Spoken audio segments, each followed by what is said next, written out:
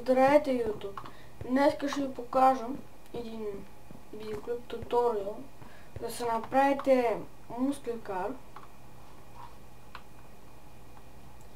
И да, така ще изглежда накрая. И да започнем. Първото, което ще ви трябва, са гумичките. Тончета. Тогава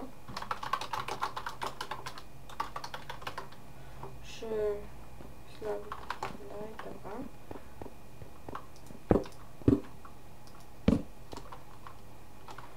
Да погледам 6 минути.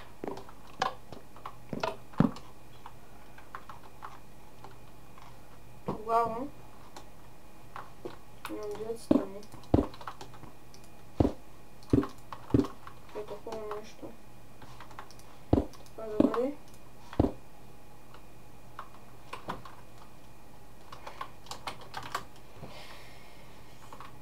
После тук отпред пак външката за бутончета. Отпреде две кварцови стълби с един спрус wood блок. Горе bezel plate. Е тук. Е така. Сложим, слагате, махате.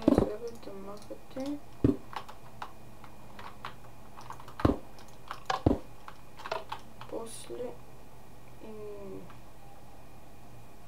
трябва да bezel plate. Слагаме тракдор. Тогава тук така навсякъде bezel plate. Тогава още един път. Тогава взимам един анвил, хопер, бяло килимче, тук хопера, тук анвил. Да я събрали да ви кажа, че можете тук вътре да се направите малко плод.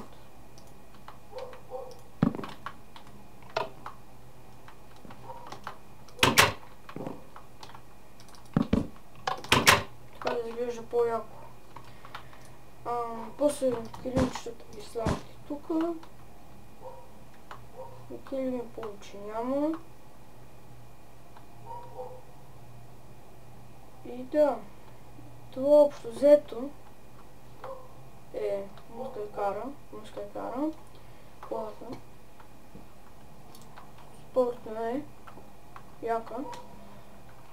Тук може да сложите табела, мускулка, под заден може.